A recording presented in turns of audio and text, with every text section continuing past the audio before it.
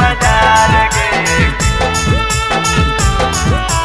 Kilo हो गया बाजार गे।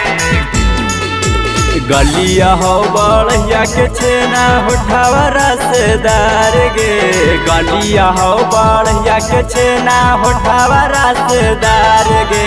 करो ही सोलो सिंगारावा छौरी हिलो हो गया बाजार गे करो ही सोलो सिंगारावा छौरी हिलो हो गया बाजार गे हिलो हो गया बाजार गे।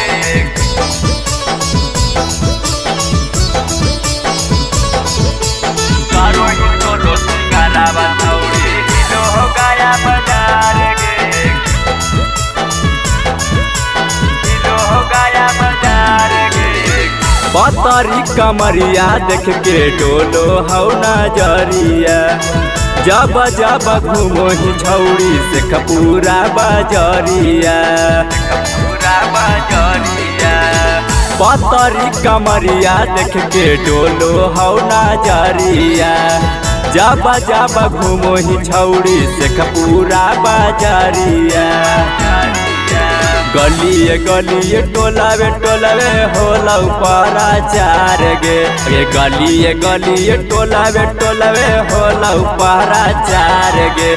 करो ही सोलो सिंगारावा छौरी हिलो हो बाका बाजार गे करो ही सोलो सिंगारावा छौरी हिलो जमुई बाजार गे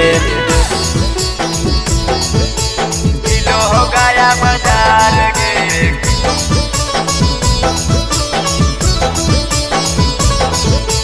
करो ही सोलो सिंगारावा छौरी हिलो हो गया बाजार गे हिलो हो गया बाजार गे।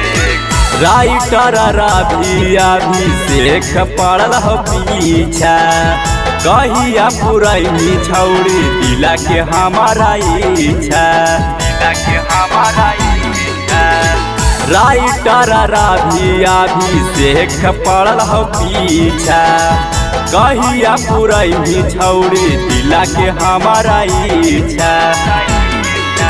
मारी के नैला हिलैले ही मैना पूरा जिला जवार गे मारी के नैला हिलैले ही मैना पूरा जिला जवार गे।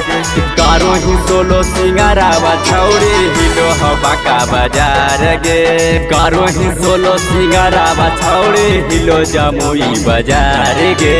माँ प्रतिमा रिकॉर्डिंग स्टूडियो शेखपुरा।